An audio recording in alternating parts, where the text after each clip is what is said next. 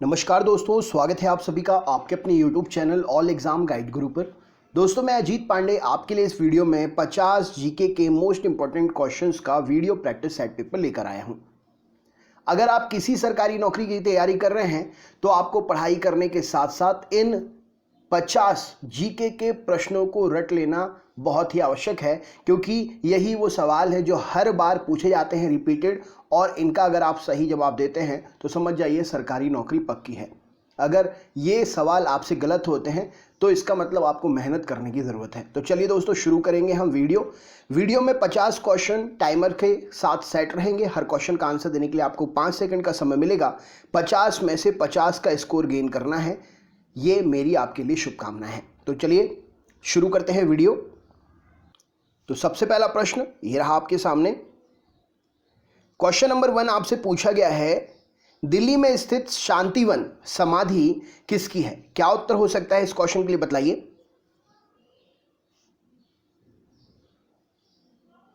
चलिए देखते हैं।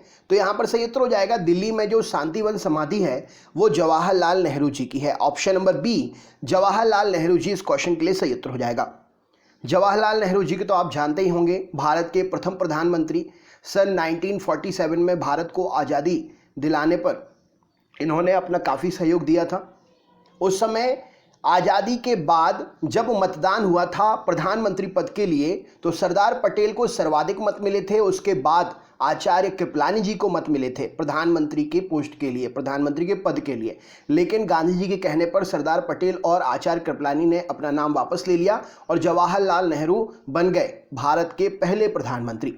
भारत की खोज यानी कि हिंदुस्तान की जो कहानी है इनकी, दी डिस्कवरी ऑफ इंडिया, बहुत ही ज़्यादा एग्जाम में पूछी जाती है इनकी कृति। तो एग्जाम के लिए बहुत इंपॉर्टेंट है ये क्वेश्चन। नेक्स्ट प्रश्न देखते हैं क्या पूछा गया है। ये रहा स्क्रीन पर। चार मीनार कहां पर स्थित है? क्या उत्तर हो सकता है, बताइए। चलिए देखते हैं। तो राइट आंसर क्या हो जाएगा, चार मीनार कहां पर है? तो चार मीनार है हैदराबाद में। ऑप्शन नंबर 20 प्रश्न के लिए सही उत्तर हो जाएगा। चार मीनार 1591 में निर्मित भारत के हैदराबाद तेलंगाना राज्य में स्थित एक स्मारक है, मस्जिद है। सुल्तान मोहम्मद कुतुब शाही वंश के 5वें शासक ने 1591 में चार मीनार का निर्माण कराया, और चार मीनार जो है मूसी नदी के किनारे है। अगर आपसे एग्जाम में पूछा जाता है तो आप बता सकते हैं चार मीनार मूसी नदी के किनारे है। नेक्स्ट क्वेश्चन देखते हैं क्या पूछा गया है। ये रहा स्क्रीन पर। अगला प्रश्न है आपके सामने, अंतर्राष्ट्रीय मजदूर दिवस कब मनाया जाता है? इसका उत्तर क्या हो सकता है, बताइए। चलिए देखते हैं। तो राइट आंसर हो जाएगा, अंतर्राष्ट्रीय मजदूर दिवस जो है 1 मई को मनाते हैं। ऑप्शन नंबर डी यहां पर सही उत्तर हो जाएगा। इसकी मनाने की शुरुआत जो है 1886 से हुई थी। 1886 से अंतर्राष्ट्रीय मजदूर दिवस, या इसको मई दिवस के नाम से भी जानते हैं, अमेरिका की मजदूर यूनियन के काम का समय 8 घंटे से ज़्यादा ना रखने के लिए हड़ताल की गई थी। उसी समय से इसको एक प्रकार से कहें तो आंदोलन के रूप में मनाया जाने लगा। फिर भारत में भी इसको शुरू किया गया। भारत में सबसे पहले मई दिवस जो है चेन्नई में मनाया गया था, और भारत में सबसे पहले चेन्नई में 1 मई 1923 में ये मई दिवस यानी कि अंतर्राष्ट्रीय मजदूर दिवस जो है, मजदूर दिवस मनाना भारत में जो है चेन्नई में 1 मई 1923 से शुरू हुआ है। नेक्स्ट क्वेश्चन देखते हैं क्या पूछा गया है। ये रहा स्क्रीन पर। स्वामी विवेकानंद जी का वास्तविक नाम क्या था? क्या उत्तर होगा, बताइए।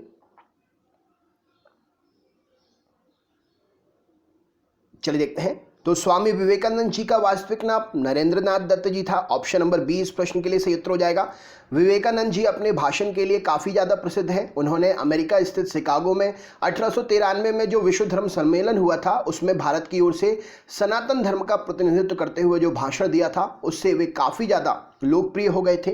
नेक्स्ट क्वेश्चन देखते हैं क्या पूछा गया है। ये रहा स्क्रीन पर। किसने कहा था दिल्ली अभी दूर है? ये किसकी टैगलाइन है? क्या उत्तर हो सकता है, बताइए। चलिए देखते हैं यहां पर सही उत्तर क्या हो जाएगा। तो ये लाइन है निजामुद्दीन औलिया जी की। ऑप्शन नंबर ए इस प्रश्न के लिए सही उत्तर हो जाएगा। किसने कहा था दिल्ली अभी दूर है? तो निजामुद्दीन औलिया ने ये बात कही थी। निजामुद्दीन औलिया जी चिश्ती घराने के चौथे संत थे। दक्षिण दिल्ली में हजरत निजामुद्दीन औलिया का मकबरा सूफी काल की एक पवित्र दरगाह है। हजरत ख्वाजा निजामुद्दीन औलिया का जन्म 1238 में उत्तर प्रदेश के बदायूं जिले में हुआ था। नेक्स्ट क्वेश्चन देखते हैं क्या पूछा गया है। यह रहा स्क्रीन पर अगला प्रश्न।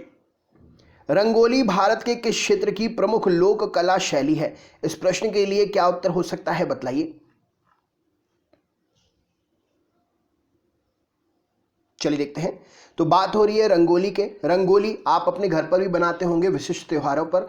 तो महाराष्ट्र राज्य की, ऑप्शन नंबर ए इस प्रश्न के लिए सही उत्तर हो जाएगा। महाराष्ट्र राज्य की प्रमुख लोक कला शैली है महाराष्ट्र।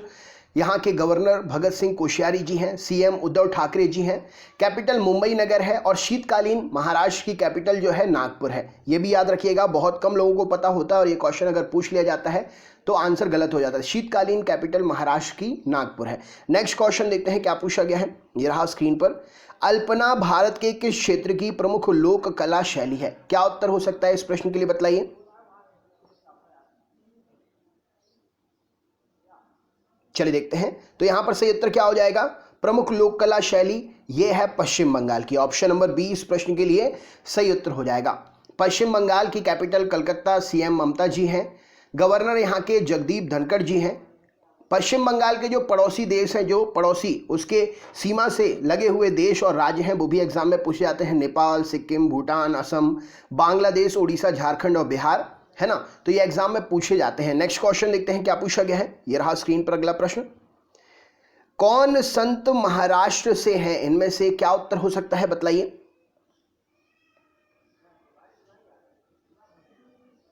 चलिए देखते हैं। तो यहां पर सही उत्तर क्या हो जाएगा? इनमें से कौन से संत महाराष्ट्र से हैं? क्वेश्चन ये आपसे पूछा गया है। तो तुकाराम जी जो है महाराष्ट्र से हैं। संत तुकाराम, जिन्हें तुकाराम के नाम से जाना जाता है, 17वीं शताब्दी के एक महान संत और कवि में से एक हैं। भारत में लंबे समय तक भक्ति आंदोलन जो चला उसके ये प्रमुख स्तंभ थे, यानी कि भक्ति आंदोलन के बहुत बड़े सपोर्टर थे। इनके गुरुजी हैं बाबा जी चैतन्य जी, इनके गुरुजी हैं। ये भी एग्जाम में पूछा जाता है। तो भक्ति आंदोलन के लिए काफ़ी ज़्यादा फेमस हुए थे संत तुकाराम जी। नेक्स्ट क्वेश्चन देखते हैं क्या पूछा गया है। ये रहा स्क्रीन पर अगला प्रश्न। दक्षिण भारत के अलवार कौन हुआ करते थे? क्या उत्तर हो जाएगा इस प्रश्न के लिए, बतलाइए। चलिए देखते हैं। तो क्वेश्चन आपसे पूछा गया है दक्षिण भारत के अलवार कौन थे?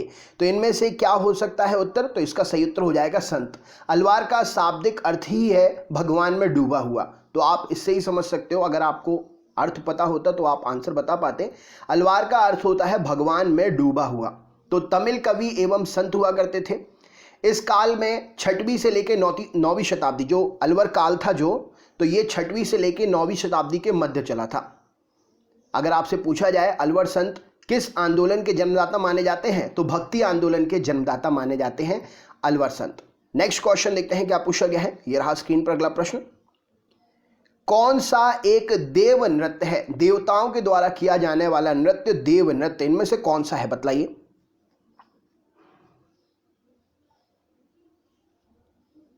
चलिए देखते हैं। तो यहां पर सही उत्तर क्या हो जाएगा? देवनृत्य इसमें से क्या है? तो कुचिपुड़ी। ऑप्शन नंबर ए इस प्रश्न के लिए सही उत्तर हो जाएगा।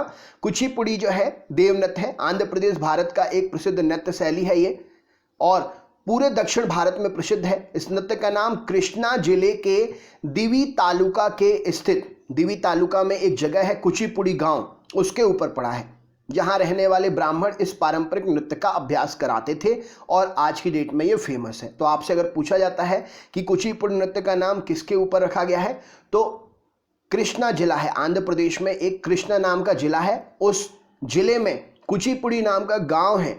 उस गांव में रहने वाले ब्राह्मण जो है इस पारंपरिक नृत्य का अभ्यास कराते थे, तो उसी गांव के ऊपर इस नृत्य का नाम रखा गया है कुचिपुड़ी।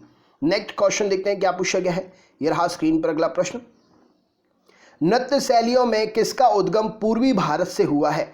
राइट आंसर क्या है इस प्रश्न के लिए, बतलाइए।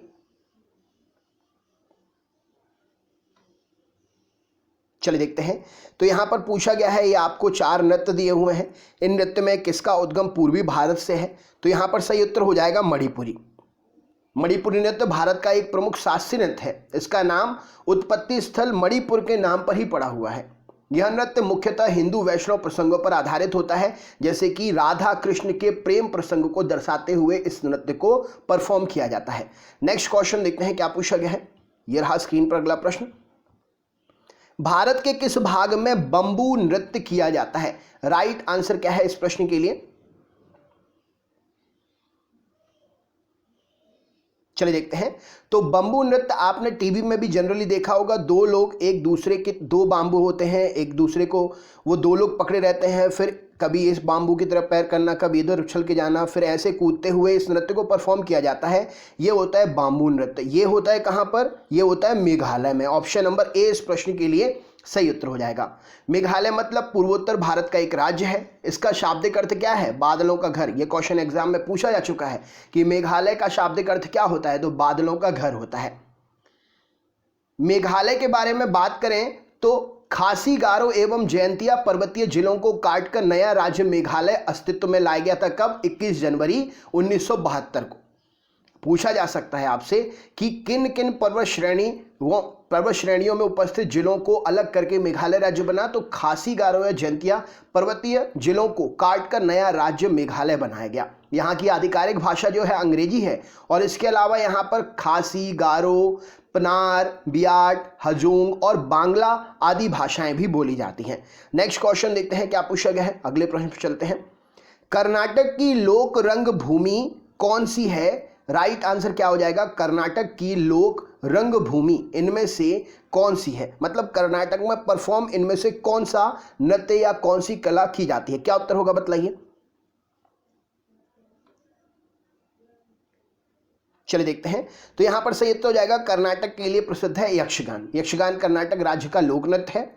यक्षगान कर्नाटक का पारंपरिक नृत्य नाट्य रूप है। नाटक करते हुए नृत्य करने का एक रूप है यक्षगान। नेक्स्ट क्वेश्चन देखते हैं क्या पूछा गया। अगले प्रश्न पर चलते हैं। अगला प्रश्न ये रहा स्क्रीन पर। शास्त्रीय संगीत के सिद्धांत की विवेचना कहां पर की गई है? इनमें से किस वेद में संगीत के बारे में बताया गया है? बताइए।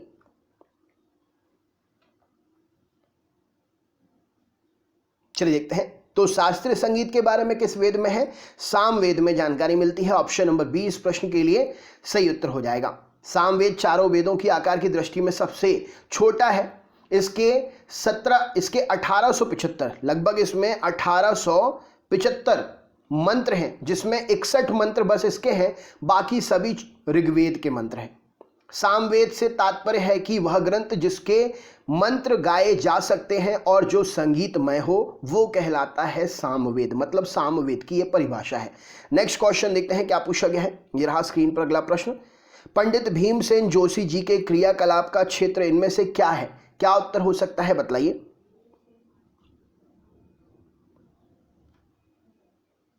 चलिए देखते हैं। तो पंडित भीमसेन जोशी के बारे में बात करें तो काफी प्रसिद्ध हैं ये। शास्त्रीय संगीत में ये प्रसिद्ध हैं। ऑप्शन नंबर डी यहां पर सही उत्तर हो जाएगा।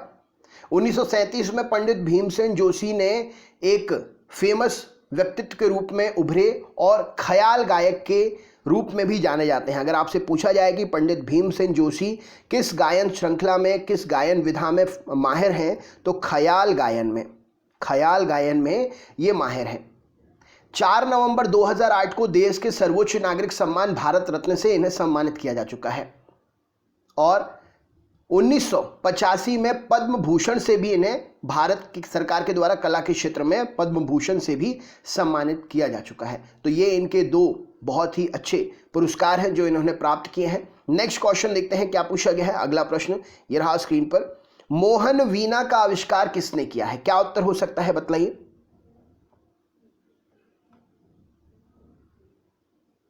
चलिए देखते हैं। तो यहां पर सही उत्तर क्या हो जाएगा? मोहन वीणा का आविष्कार किसने किया है? तो मनमोहन भट्ट ने किया है। ऑप्शन नंबर ए इस प्रश्न के लिए सही उत्तर हो जाएगा। अब ये मोहन वीणा बनी कैसे है? तो सितार और वीणा को जोड़कर बनी है मोहन वीणा। सितार और वीणा को जोड़कर बनी है मोहन वीणा। अच्छा, मनमोहन भट्ट के बारे में बात करें तो इनके लिए ग्रैमी अवार्ड भी मिला है 1994 में। याद रखिएगा, क्वेश्चन पूछा जा सकता है कि किन्हें मिला है। तो मनमोहन भट्ट के लिए 1994 में ग्रैमी अवार्ड मिला है। इनकी एक कृति थी अ मीटिंग बाय वी, मैं लिख देता हूं यहां पर, a meeting by our river, a meeting by our river, ये इनकी कृति थी। इनके लिए 1994 में इन्हें ग्रैमी अवार्ड से नवाजा गया। मनमोहन भट्ट के नाम पर स्मृति अलंकरण भी दिया जाता है, इनके नाम पर स्मृति अलंकरण भी दिया जाता है, यानी कि इनके नाम पर अवार्ड भी दिया जाता है। नेक्स्ट क्वेश्चन देखते हैं क्या पूछा गया। संगीत के क्षेत्र में अगर कोई अच्छा काम करता है तो इनके नाम पर अवार्ड भी मिलता है, मनमोहन भट्ट अलंकरण अवार्ड। नेक्स्ट क्वेश्चन देखते हैं क्या पूछा गया है। कौन सा एक सुशिर वाद्य है? राइट आंसर क्या है बताइए।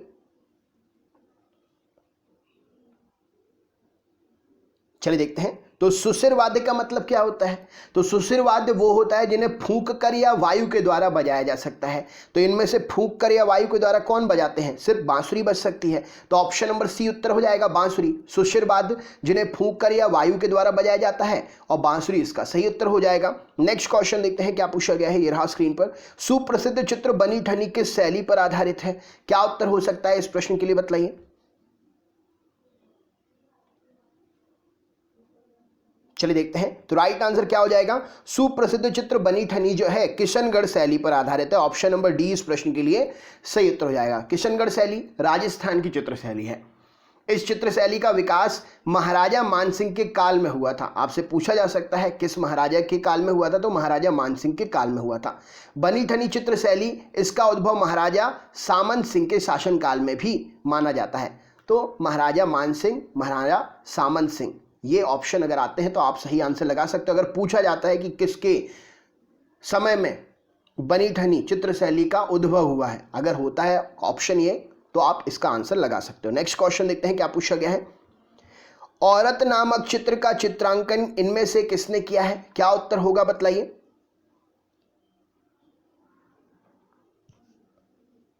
चलिए देखते हैं। तो औरत नामक चित्र का चित्रांकन जो है रविंद्रनाथ ठाकुर जी ने किया है। ऑप्शन नंबर डी इस प्रश्न के लिए सही उत्तर हो जाएगा। रविंद्रनाथ ठाकुर जी इस प्रश्न का सही उत्तर हो जाएगा। विश्वविख्यात कवि हैं, साहित्यकार हैं, दार्शनिक हैं, भारतीय साहित्य के नोबेल पुरस्कार विजेता भी हैं, और इनको गुरुदेव के नाम से भी जाना जाता है। एशिया का पहला नोबेल इनको मिला हुआ था। ये एकमात्र ऐसे कवि हैं जिनकी दो रचनाएं दो देशों के राष्ट्रगान बनी हैं। भारत का राष्ट्रगान जनगण मन और बांग्लादेश का राष्ट्रगान अमार सोनार बांग्ला, गुरुदेव की ही रचनाएं हैं जो काफ़ी ज़्यादा एग्जाम में पूछी जाती हैं। तो याद करके रखिएगा, इंपॉर्टेंट है। नेक्स्ट क्वेश्चन देखते हैं। त्यागराज एक व्यक्तित्व है, ये त्यागराज इनमें से किस क्षेत्र से संबंधित है? क्या उत्तर होगा बतलाइए।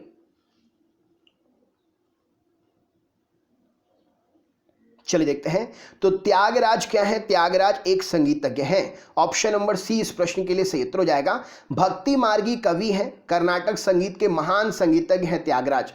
इन्होंने लगभग 600 कृतियों की रचना की है, और तेलुगु में 2 नाटक भी लिखे हैं जो काफ़ी ज़्यादा एग्जाम में पूछे जाते हैं, प्रहलाद भक्ति विजय और नौका चरितम। तो याद कर लीजिएगा, एग्जाम में पूछा जा सकता है प्रहलाद भक्ति विजय किसकी कृति है, नौका चरितम किसकी कृति है, तो ये त्यागराज की कृति है। नेक्स्ट क्वेश्चन देखते हैं क्या पूछा गया है। कौन सा नृत्य स्त्री पुरुष दोनों के लिए है? इनमें से क्या उत्तर होगा बतलाइए।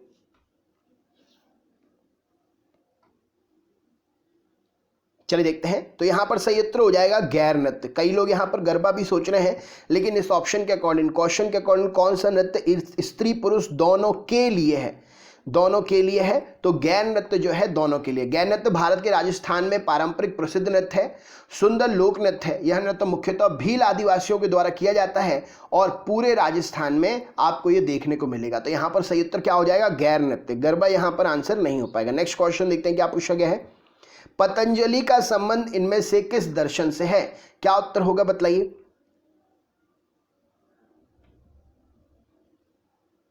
चलिए देखते हैं राइट आंसर क्या हो जाएगा। पतंजलि जो है योग दर्शन से संबंधित है। ऑप्शन नंबर डी इस प्रश्न के लिए सही उत्तर हो जाएगा। 6 दर्शनों में से योग दर्शन भी एक है। योग दर्शन के प्रणेता कौन है? पतंजलि मुनि जी हैं। सांख्य दर्शन के पूरक दर्शन के नाम से भी प्रसिद्ध है। आपसे अगर पूछा जाए कि योग दर्शन किस दर्शन का पूरक है, तो सांख्य दर्शन का पूरक है। नेक्स्ट क्वेश्चन देखते हैं क्या पूछा गया है। यह रहा स्क्रीन पर अगला प्रश्न। माइकल एंजेलो नामक वायरस विश्व में चिंता का कारण कब बना? राइट आंसर क्या हो सकता है बतलाइए। चलिए देखते हैं। तो माइकल एंजेलो नामक वायरस जो है विश्व में 1993 में, राइट आंसर क्या हो जाएगा? ऑप्शन नंबर ए, मार्च 1993 में माइकल एंजेलो, प्रसिद्ध चित्रकार का नाम है ये, माइकल एंजेलो चित्रकार हैं, उनके नाम पर ये वायरस जो है कंप्यूटर को प्रॉब्लम क्रिएट करने के लिए डेवलप किया गया था। माइकल एंजेलो की 317वीं जो जन्मतिथि थी 6 मार्च को, 317वीं जन्मतिथि थी 6 मार्च को, जितने भी कंप्यूटर थे उन कंप्यूटर पर आक्रमण यानी कि वायरस अटैक के पर्पज से इसको उद्भव किया गया था। उद्भव का मतलब क्या समझ सकते हैं आप? उस समय ये पकड़ में आया था, भारत में भी आया था, लेकिन भारत में फिर जो आईटी इंजीनियर हैं उनने फिर काबू पा लिया था। सबसे ज़्यादा जो है अमेरिका साइड में इससे बहुत परेशानी हुई थी। नेक्स्ट क्वेश्चन देखते हैं क्या पूछा गया है, ये रहा स्क्रीन पर। तोतिए हिंद के नाम से किसे जाना जाता है, बतलाइए।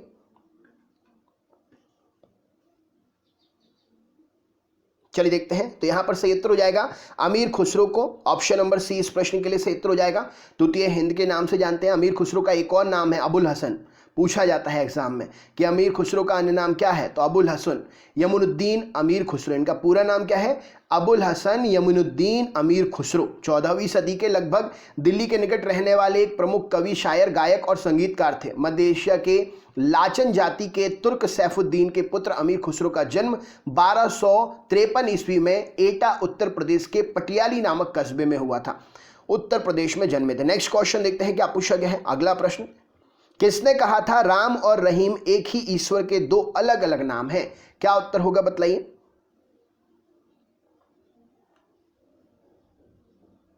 चलिए देखते हैं। तो यहां पर सही उत्तर हो जाएगा, ये बात किसने कही थी, राम और रहीम एक ही ईश्वर के दो अलग अलग नाम हैं? तो कबीर दास जी ने ये बात कही थी। ऑप्शन नंबर ए इस प्रश्न के लिए सही उत्तर हो जाएगा।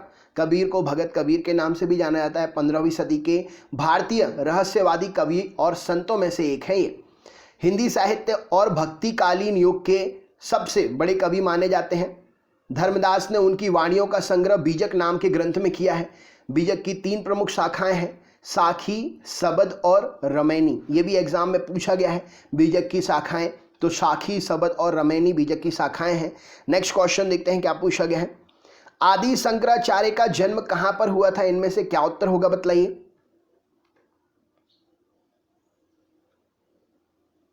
चलिए देखते हैं।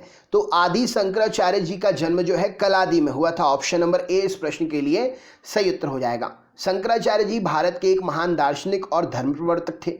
अद्वैतवाद को इन्होंने बहुत ही ज़्यादा मान सम्मान दिया, एक प्रकार से कहें तो ठोस आधार प्रदान किया। भारत में 4 मठों के निर्माणकर्ता भी यही हैं। इन्होंने 4 मठों की स्थापना किया। वो मठ कौन कौन से ये भी पूछा जाता है। तो एक तो ज्योतिष पीठ है, बद्रिकाश्रम, फिर श्रृंगेरी मठ है, फिर द्वारिका में शारदा पीठ है और पुरी में गोवर्धन पीठ है। तो ये 4 पीठों की, 4 मठों की स्थापना भी इन्होंने की है। नेक्स्ट क्वेश्चन देखते हैं क्या पूछा गया है। ये रहा स्क्रीन पर अगला प्रश्न। बंगाल में भक्ति आंदोलन के प्रवर्तक कौन थे, बतलाइए।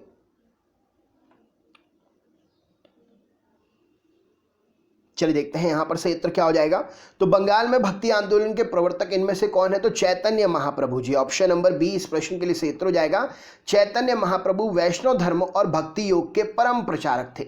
भक्ति काल के प्रमुख कवियों में से भी एक हैं ये। इन्होंने वैष्णव में गौंडीय संप्रदाय की आधारशिला रखी। और जो हम भजन कीर्तन में हरे रामा हरे कृष्णा वाला भजन सुनते हैं ना, हरे कृष्णा कृष्ण कृष्ण हरे हरे, हरे रामा रामा रामा हरे हरे, इस भजन को इन्हीं ने ही शुरू किया था। ये भजन इन्हीं का ही है। फिर ये आज के डेट में कीर्तन, एक प्रकार के कीर्तन के रूप में फेमस है। हम कीर्तन के रूप में इस भजन को गाते हैं। जब भी कहीं हम कीर्तन में जाते हैं तो आपको ये भजन सुनने को मिलेगा। ये इन्हीं ने ही शुरू किया था, हरे कृष्णा कृष्ण कृष्ण हरे हरे, हरे रामा रामा रामा हरे हरे। नेक्स्ट क्वेश्चन देखते हैं क्या पूछा गया है। भारत में पुनर्जागरण का जनक किसे कहा जाता है? इनमें से क्या उत्तर होगा, बतलाइए। चलिए देखते हैं। तो भारत में पुनर्जागरण का जनक इनमें से किसे कहते हैं? राजा राममोहन राय जी को कहते हैं। राजा राममोहन राय भारतीय पुनर्जागरण के अग्रदूत कहे जाते हैं। आधुनिक भारत का जनक भी इन्हें कहते हैं। ब्रह्म समाज के संस्थापक भी हैं। भारतीय भाषाई प्रेस के प्रवर्तक भी माने जाते हैं। जन जागरण और सामाजिक सुधार आंदोलन के प्रणेता भी माने जाते हैं। बंगाल में नव जागरण युग के पितामह भी थे। तो बहुत सारे इनके काम हैं, एग्जाम में बहुत इंपॉर्टेंटली इनको पूछा जाता है, ज़रूर याद कर लें। नेक्स्ट क्वेश्चन देखते हैं क्या पूछा गया है। ये रहा स्क्रीन पर। खालसा पंथ की स्थापना इनमें से किसने की? क्या उत्तर होगा, बतलाइए। चलिए देखते हैं। तो बात करें खालसा पंथ की स्थापना की, तो गुरु गोविंद सिंह यहां पर सही उत्तर हो जाएगा। ऑप्शन नंबर सी इस प्रश्न के लिए। सिखों के 10वें गुरु हैं गुरु गोविंद सिंह जी। उनके पिता गुरु तेग बहादुर की मृत्यु के उपरांत 11 नवंबर सन 1675 को वे गुरु बने। सन 1699 में बैसाखी के दिन उन्होंने खालसा पंथ की स्थापना की, जो सिखों के इतिहास का सबसे महत्वपूर्ण दिन माना जाता है। बैसाखी बहुत ही धूमधाम से मनाया जाता है सिख पर्व के रूप में। नेक्स्ट क्वेश्चन देखते हैं क्या पूछा गया है, ये रहा स्क्रीन पर। राग मियाँ की मल्हार का रचयिता इनमें से किसे माना जाता है? क्या उत्तर होगा बताइए।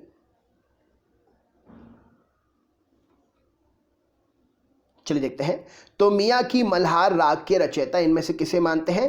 तानसेन को मानते हैं। तानसेन का एक और नाम क्या है? रामतनु। हिंदुस्तानी शास्त्रीय संगीत के एक महान ज्ञाता हैं। सम्राट अकबर के नवरत्नों में से एक है संगीतकार तानसेन। जब गाते थे तो कहते थे कि दीपक जल जाते थे, पानी बरसने लगता था। इनकी मतलब गायन शैली में बहुत ही ताकत हुआ करती थी। और इनका एक क्वेश्चन और पूछा जाता है, इनका मकबरा कहाँ पर है? तो इनकी इच्छा के अनुसार ही मोहम्मद गौस खां के मकबरे के समीप ही तानसेन का मकबरा ग्वालियर में बनाया गया है। तो मकबरे से रिलेटेड भी क्वेश्चन पूछा जाता है कि तानसेन का मकबरा कहाँ पर है? तो ग्वालियर में है, मध्य प्रदेश में। नेक्स्ट क्वेश्चन देखते हैं क्या पूछा गया है, ये रहा स्क्रीन पर। रंगोली भारत के किस क्षेत्र की प्रमुख लोक कला शैली है? क्या उत्तर हो जाएगा इस प्रश्न के लिए बताइए।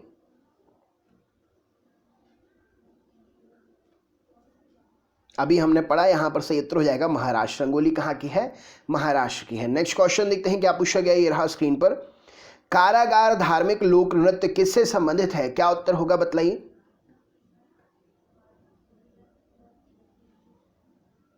चलिए देखते हैं। तो कारागार धार्मिक लोक नृत्य जो है तमिलनाडु से संबंधित है। ऑप्शन नंबर सी, तमिलनाडु राज्य में होता है ये नृत्य। तमिलनाडु राज्य के राज्यपाल बनवारी लाल पुरोहित जी हैं, मुख्यमंत्री के पलानी स्वामी जी हैं और यहाँ की राजधानी चेन्नई है। नेक्स्ट क्वेश्चन देखते हैं क्या पूछा गया है, ये रहा स्क्रीन पर अगला प्रश्न। वर्तमान समय में हिंदुस्तानी संगीत का सर्वाधिक लोकप्रिय गायन शैली कौन सी है? क्या उत्तर होगा बताइए। चलिए देखते हैं। तो वर्तमान समय में हिंदुस्तानी संगीत की सर्वाधिक लोकप्रिय गायन शैली ख्याल गायन शैली है। ऑप्शन नंबर ए इस प्रश्न के लिए सही उत्तर हो जाएगा। ख्याल भारतीय संगीत का एक रूप है। वस्तुतः यह ध्रुपद का ही एक भेद है। ध्रुपद गायन भी आपने सुना है, ध्रुपद गायन की शैली पूछी जाती है। ध्रुपद गायन का ही एक अलग रूप है। अंतर केवल इतना है ख्याल और ध्रुपद में कि ध्रुपद जो है विशुद्ध भारतीय है और ख्याल में भारतीय और फारसी संगीत का मिश्रण है। राजस्थान का प्रसिद्ध लोक नाट्य परंपरा भी है ख्याल। ऑप्शन नंबर ए यहां पर सही उत्तर हो जाएगा। नेक्स्ट क्वेश्चन देखते हैं क्या पूछा गया है। कर्नाटक संगीत का पितामह किसे कहा जाता है? इनमें से क्या उत्तर होगा बताइए।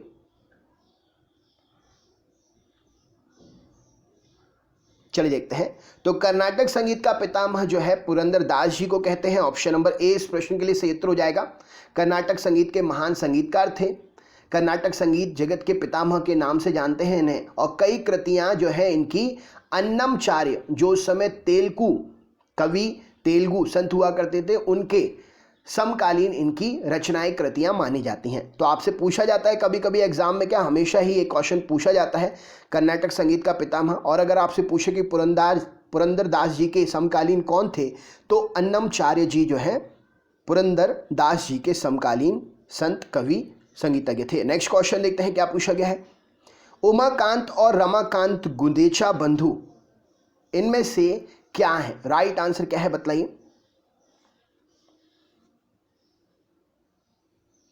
चलिए देखते हैं। तो उमाकांत और रमाकांत गुंदेचा बंधु जो हैं ध्रुपद गायक हैं। ऑप्शन नंबर ए इस प्रश्न के लिए सही उत्तर हो जाएगा।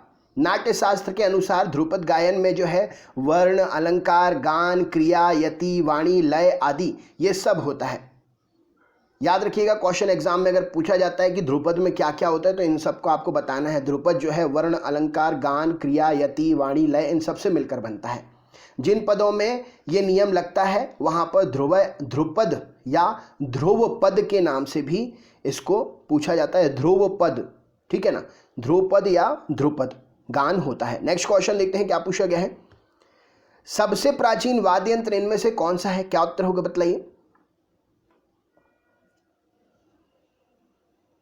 चलिए देखते हैं। तो सबसे प्राचीन वाद्य यंत्र क्या है? वीणा है। ऑप्शन नंबर बी यहां पर सही उत्तर हो जाएगा। नेक्स्ट क्वेश्चन देखते हैं। कौन सा वाद्य यंत्र वायु द्वारा संचालित होता है बताइए। चलिए देखते हैं। तो यहां पर सही उत्तर क्या हो जाएगा? शहनाई वायु द्वारा संचालित होती है। नेक्स्ट क्वेश्चन देखते हैं क्या पूछा गया है, ये रहा स्क्रीन पर। संगीत यंत्र तबला का प्रचलन किसने किया, क्या उत्तर होगा बताइए। चलिए देखते हैं। तो तबले का प्रचलन जो है अमीर खुसरो जी ने किया। ऑप्शन नंबर 20 प्रश्न के लिए सही उत्तर हो जाएगा। अमीर खुसरो के बारे में मैं आपको बता चुका हूं। नेक्स्ट क्वेश्चन देखते हैं क्या पूछा गया है। किसने पेंटिंग की शुरुआत फिल्म के पोस्टरों से की है, क्या उत्तर हो जाएगा बताइए।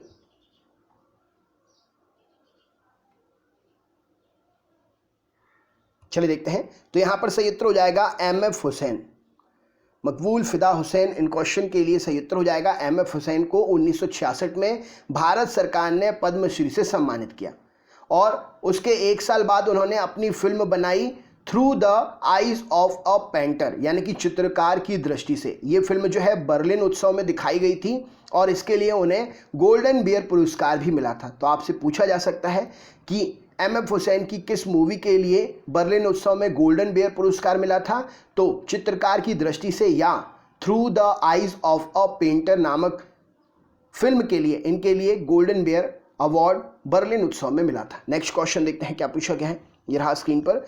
शरण रानी किस क्षेत्र में ख्याति प्राप्त व्यक्तित्व है, क्या उत्तर होगा बताइए। चलिए देखते हैं। तो ये एक व्यक्ति का नाम है शरण रानी और ये चित्रकला में माहिर है। ऑप्शन नंबर डी इस प्रश्न के लिए सही उत्तर हो जाएगा। नेक्स्ट क्वेश्चन देखते हैं क्या पूछा गया है। ये रहा स्क्रीन पर। अजंता की गुफाएं कहां पर स्थित है बताइए।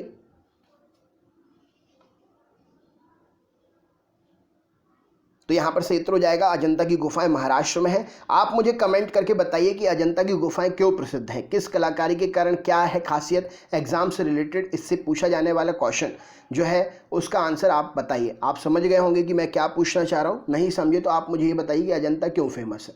नेक्स्ट क्वेश्चन देखते हैं क्या पूछा गया है। सालार जंग संग्रहालय इनमें से कहां पर स्थित है, क्या उत्तर होगा इस प्रश्न के लिए बताइए।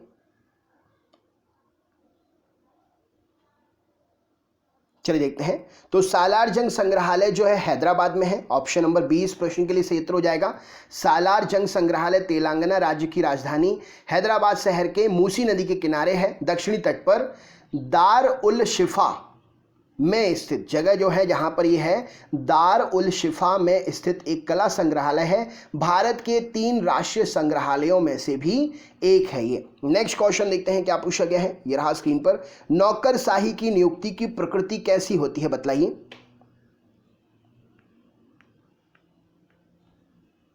चलिए देखते हैं। तो नौकरशाही की नियुक्ति जो है अस्थायी होती है। जब तक जरूरत है तब तक नौकर, अगर जरूरत पूरी हो गई तो आपको निकाल दिया जाता है। नेक्स्ट क्वेश्चन देखते हैं। अस्थायी होती है। अगला प्रश्न देखते हैं। तो ऑप्शन नंबर डी यहां से उत्तर हो जाएगा। नेक्स्ट ये रहा आपके सामने। गिरनार पहाड़ियां कहां पर स्थित है, क्या उत्तर होगा बताइए। चलिए देखते हैं। तो गिरनार पहाड़ियां कहां पर हैं, गुजरात में है। गिरनार पहाड़ियां जूनागढ़ जिले में है। गुजरात राज्य के जूनागढ़ जिले में ये पहाड़ियां स्थित हैं। इन पहाड़ियों की औसत ऊंचाई जो है 3500 फुट है। इस पर चोटियों की संख्या अधिक है। इनमें जैन तीर्थंकर, नेमिनाथ, अंबा माता, गोरखनाथ, औघड़ शिखर, गुरु दत्तात्रेय और कालका, ये सब प्रमुख स्थान भी हैं यहाँ पर गिरनार पहाड़ियों पर। नेक्स्ट क्वेश्चन देखते हैं गिरनार पहाड़ी पर। नेक्स्ट क्वेश्चन देखते हैं क्या पूछा गया है। गुरु नानक देव जी का जन्म कब हुआ था, क्या उत्तर होगा बताइए। चलिए देखते हैं। तो राइट आंसर हो जाएगा गुरु नानक देव जी का जन्म जो है 1469 में हुआ था। ऑप्शन नंबर सी।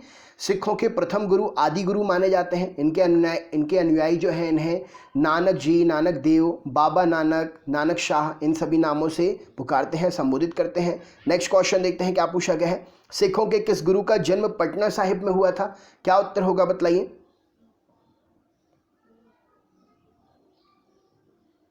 चलिए देखते हैं। तो सिखों के गुरु गोविंद सिंह जी का जन्म जो है पटना साहिब में हुआ था। नेक्स्ट क्वेश्चन देखते हैं क्या पूछा गया है। यह रहा स्क्रीन पर। सिख गुरु अर्जुन देव किसके शासन काल में समकालिक थे, क्या उत्तर होगा बताइए। चलिए देखते हैं। तो सिख गुरु अर्जुन देव जी जो हैं ये थे जहांगीर के समय। ऑप्शन नंबर 20 प्रश्न के लिए सही उत्तर हो जाएगा। अकबर का उत्तराधिकारी सलीम, अकबर के स्थान पर उसके बेटे सलीम को तख्ते ताज संभालने के लिए जब बैठाया गया तो तो उसे जहांगीर की उपाधि मिली। जहांगीर का अर्थ क्या होता है? दुनिया का विजेता। अकबर ने सूफी संत जो है शेख सलीम चिश्ती के नाम से प्रभावित होकर अपने इस बेटे का नाम सलीम रखा था, जो आगे चलकर जहांगीर के नाम से फेमस हुआ। नेक्स्ट क्वेश्चन देखते हैं क्या पूछा गया है। अच्छन महाराज का क्षेत्र, अच्छन महाराज इनमें से किस क्षेत्र में फेमस थे, बतलाइए। चलिए देखते हैं। तो अच्छन महाराज क्या है? नर्तक है। ऑप्शन नंबर ए इस प्रश्न के लिए सही उत्तर हो जाएगा। अब नर्तक है तो किस विधा में है? तो अच्छन महाराज लखनऊ से महान कथक नृत्य में प्रसिद्ध हैं। नेक्स्ट क्वेश्चन देखते हैं। कथक में फेमस है। नेक्स्ट क्वेश्चन, बिंबावती देवी किस प्रकार के नृत्य के लिए सुविख्यात है? ये व्यक्तित्व है, व्यक्ति का नाम है, किस नृत्य के लिए विख्यात है, बतलाइए। चलिए देखते हैं। तो बिंबावती जो देवी हैं मणिपुरी नृत्य के लिए विख्यात है। बिंबावती देवी एक शास्त्रीय नृत्यिका है, मणिपुरी नृतक है। नृत्य के अलावा उन्होंने मणिपुरी मृदंग वादन और मणिपुरी आर्ट शैली में भी प्रशिक्षण प्राप्त किया है। नेक्स्ट क्वेश्चन देखते हैं क्या पूछा गया है। चरकुला प्रमुख लोक नृत्य है कहाँ का? क्या उत्तर होगा, बतलाइए।